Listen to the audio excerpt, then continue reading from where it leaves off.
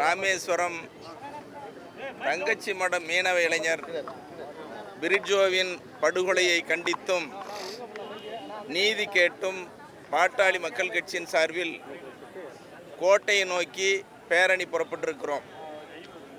இந்த கோட்டையை நோக்கிய பேரணி, நீதி கேட்டு நடத்தும் பேரணி, தமிழக மீனவர்களை காக்கிற பேரணி. இது முக்கியத்துவம் வாய்ந்த போராட்டமாக பாட்டாளி மக்கள் கட்சியினுடைய நிறுவன தலைவர் மருத்துவர் ஐயா அவர்கள் வழிகாட்டுதலோடு எங்கள் அன்புமணி ராமதாஸ் அவர்களின் ஆலோசனைப்படி இந்த போராட்டத்தை முக்கிய போராட்டமாக, தமிழக மீனவர்களை காக்கிற போராட்டமாக கோட்டையை நோக்கி நாங்கள் செல்லுகிறோம். இலங்கை கடற்படை தொடர்ந்து தமிழக மீனவர்களை தாக்கி வருகிறது. படுகொலை செய்வது, மீனவர்களை கடத்தி செல்வது, சிறையில் அடைப்பது, வலைகளை அறுத்து நாசப்படுத்துவது, படகுகளை சேதப்படுத்துவது, மீன்களை கொள்ளையடித்து செல்லுவது போன்ற தொடர் கொடூர சம்பவங்கள் தொடர்கதையாக நடந்து கொண்டிருக்கிறது.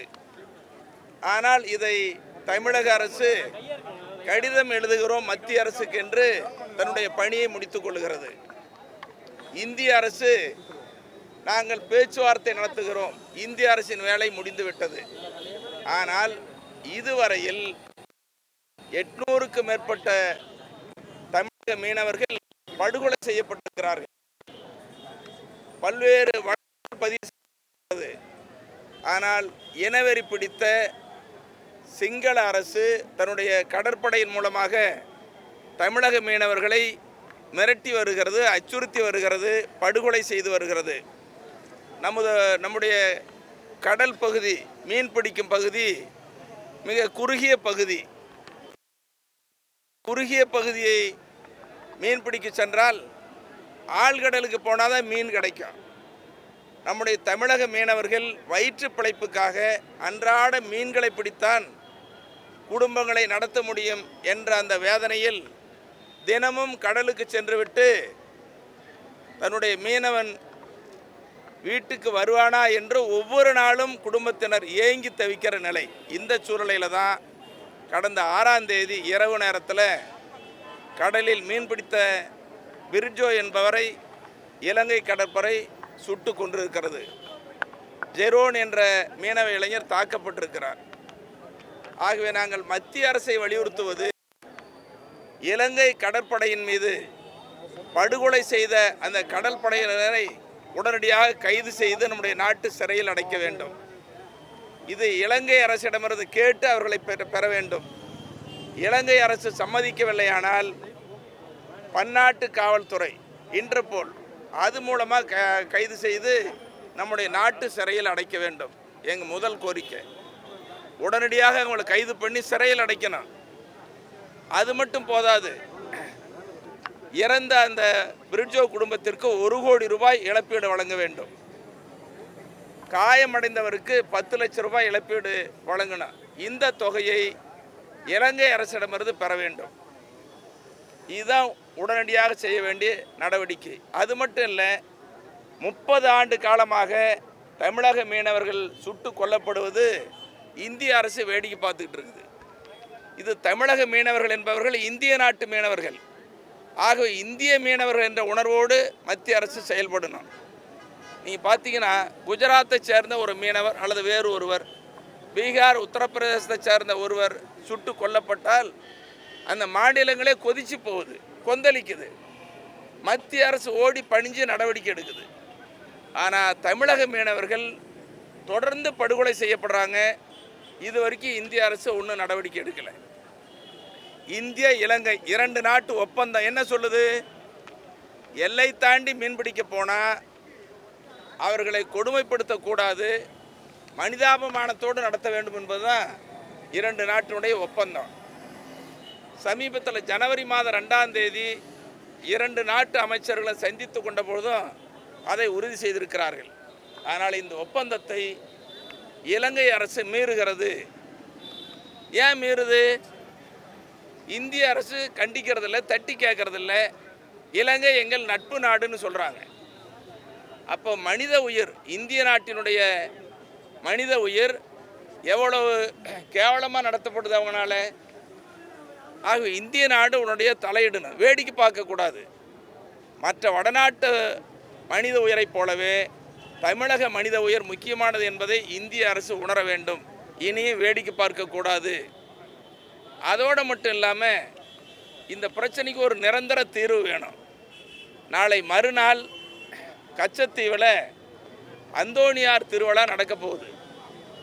அந்த திருவிழாவுக்கு தமிழக மீனவர்கள், குறிப்பாக ராமேஸ்வரம் மீனவர்கள் வரக்கூடாது என்பதற்காகவே எச்சரிக்கைப்படுத்துவதற்கு, மிரட்டுவதற்கு தான் இந்த படுகொலை பண்ணியிருக்கிறாங்க. கச்சத்தீவு என்பது தமிழனுடைய பாரம்பரிய உரிமை ஆன காரணத்தினால இந்திய அரசை வலியுறுத்துவது கச்சத்தீவை மீட்க வேண்டும். இனியும் பொறுக்கக்கூடாது, இல்லைன்னா தமிழ்நாட்டு மக்கள் கொந்தளித்து போவார்கள்.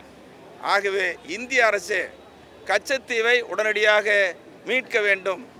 அது தமிழ்நாட்டினுடைய உரிமை, இந்திய நாட்டினுடைய உரிமை என்பதை இந்திய அரசு நிலைநாட்டணும். இதில் இனியும் வேடிக்கை பார்க்காம உடனடியாக கைது செய்யணும். அது மட்டும் இல்லாமல் இந்த பாரம்பரிய மீன்பிடி உரிமையை நிலைநாட்ட வேண்டும். இப்போ நம்ம 2 நாட்டு மீனவர்களும் பேச்சுவார்த்தை நடத்துனாங்க. நம்ம தமிழ்நாட்டு மீனவர்கள் என்ன சொல்கிறாங்க? ஆழ்கடலுக்கு போனால் தான் மீன் பிடிக்க முடியும், 85 நாட்களுக்கு எங்களுக்கு மீன்பிடி உரிமை வேணும்னு கேட்குறாங்க. அப்போ இதை அவங்க அந்த மீனவர்களும் ஒத்துக்கொள்ளக்கூடிய வகையில் 2 நாட்டு அரசு பேச்சுவார்த்தை பண்ணி அதை சுமூகமான தீர்வுக்கு கொண்டு வருவதற்கு, நிரந்தர தீர்வுக்கு இந்திய அரசு வழிவகுக்கணும். தமிழக அரசு நாங்கள் மத்திய அரசுக்கு கடிதம் எழுதிட்டோம், எங்கள் வேலை முடிஞ்சது அப்படின்னு சொன்னால் இதை ஏற்றுக்க முடியாது. தமிழகர்கள் மீனவர்கள் இனி பொறுக்க மாட்டாங்க. இந்த தமிழக மீனவர்கள் பிரச்சனையில் இன்றைக்கி ஒட்டுமொத்த தமிழ்நாட்டு மக்களுடைய பார்வையும் திரும்பி இருக்குது. ஜல்லிக்கட்டு போராட்டத்தில் எப்படி இளைஞர்கள், மாணவர்கள், பெண்கள் எல்லாம் குவிஞ்சாங்களோ, நீதி வேணும்னு கேட்டாங்களோ, அதே நிலைமை இப்போ தமிழ்நாட்டில் உருவாக போகுது. இளைஞர்களாக கூட நேற்றுக்கு எங்களுக்கு ஃபோன் பண்ணாங்க. நாங்கள் சொன்னோம், இளைஞர்கள் நாங்கள், மாணவர்கள் நாங்கள் இந்த போராட்ட களத்தில் குதிக்க போகிறோம், நீங்கள் என்ன சொல்ல போகிறீங்கன்னு கேட்டாங்க. பாமக துணை நிற்கும், இது ஒன்றா சேர்ந்து போராட வேண்டியது, தமிழ்நாட்டின் உரிமையை காக்கிற போராட்டம்னு சொல்லி அந்த இளைஞர்களுக்கும் நாங்கள் சொல்லியிருக்கிறோம். ஆகவே இந்த தங்கச்சி மட மீனவர் பிரிட்ஜோவினுடைய படுகொலையின் மூலம் ஒரு நிரந்தர தீர்வை உண்டாக்க வேண்டும்.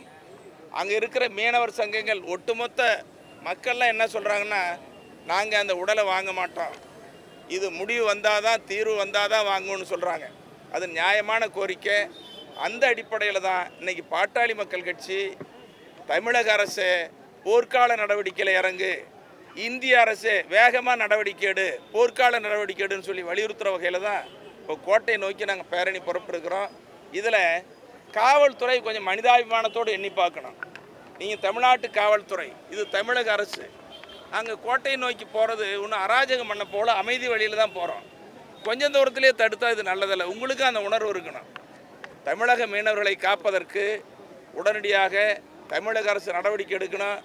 எங்களை தடுத்து நிறுத்துவது கண்டனத்துக்குரியது என்பதையும் இங்கே சுட்டிக்காட்ட விரும்புகிறேன். அதே நேரத்தில் இப்போ இலங்கை அரசு இதுவரைக்கும் நாங்கள் துப்பாக்கி சூடு நடத்தவே இல்லைன்னு சொல்லிட்டு மறுப்பு தெரிவிச்சிருக்காங்க. இதை நீங்கள் எப்படி பார்க்குறீங்க? சென்னையில் இருக்கக்கூடிய இலங்கை தூதரை நாட்டை விட்டு வெளியேற்ற சொல்லி கோரிக்கை வலுத்து வருகிறது. அதோட நிலைப்பாடு என்ன? பாமக நிலைப்பாடு? இலங்கை அரசு சொல்கிறது, இலங்கை நாட்டு கடற்படை சொல்கிறது திட்டமிட்ட பொய். இது ஜமக்காலத்தில் வடிகட்டின பொய். படுகொலை பண்ணிவிட்டு இல்லைன்னு கொலைகாரன் நான் கொலை பண்ணேன்னா சொல்லுவான், மறுக்கத்தான் செய்வான். திட்டமிட்டு பண்ணியிருக்கிறான்.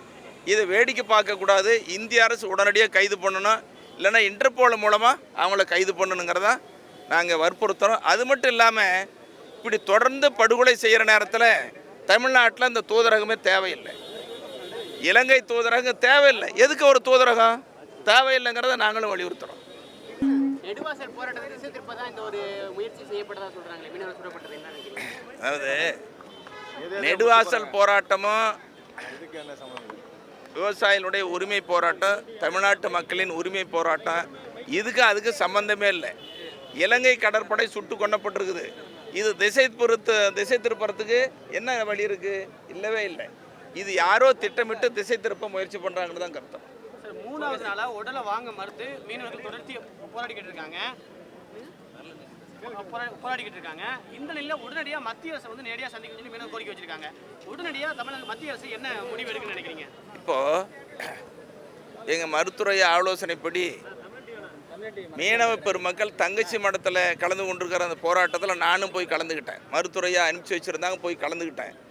அங்கே அந்த மீனவர்கள் எல்லாம் சொன்னது, பாட்டாளி மக்கள் கட்சி நீங்கள் கலந்துக்கிட்டது நாங்கள் வரவேற்கிறோம், நீங்கள் சென்னையில் போய் போராட்டம் நடத்தணும், நீங்கள் மேற்கொண்டு என்ன செய்ய போகிறீங்கன்னு கேட்டாங்க.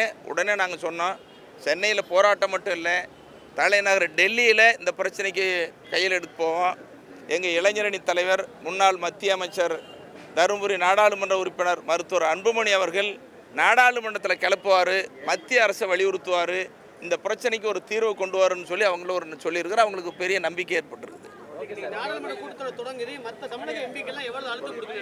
இதில் நான் எல்லா கட்சி நாடாளுமன்ற உறுப்பினர்களை ஒட்டுமொத்தமாக வலியுறுத்துவது, நீங்கள் ஒரே குரலில் ஒழிக்கணும். பிரிட்ஜோவினுடைய படுகொலை இது ஒரு நிரந்தர தீர்வை உண்டாக்கணும்னு சொல்லி நாடாளுமன்றத்தை முடக்கிற வகையில் தமிழ்நாட்டு நாடாளுமன்ற உறுப்பினர் செயல்படுங்கிறத பாமகவினுடைய கோரிக்கை.